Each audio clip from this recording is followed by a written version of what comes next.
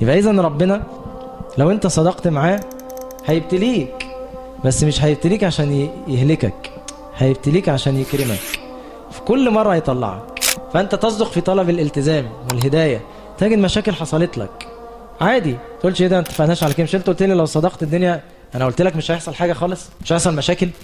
انا بقول لك انك هتطلع منها، والدنيا هتحلو معاك، وهتعديها، وهتلاقي مشاكل تانية وهتطلع منها عادي، وفي كل مرة هتبقى سعيد بالله وراضي عن الله في كل موقف. هتقولي طب ما التزمش خالص ما يحصليش مشاكل، هو غير الملتزم ما يحصلوش مشاكل؟ يا ايها الانسان انك ايه كادح، لقد خلقنا الانسان في كبد، مش كده؟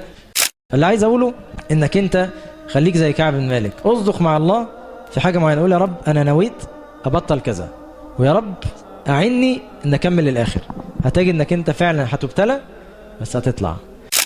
وهتلاقي بص قررت خلاص ابطل بنات، هتلاقيهم كلهم بيتصلوا بيك، حتى اللي كانتش بتبص لك مره واحده بتحبك، هتلاقي اللي ما كانش بيعزم عليك بسجاير بدا يعزم عليك عادي. ربنا بيختبرك، تقول لي طب ليه هو كده لازم، وانت عايز ايه؟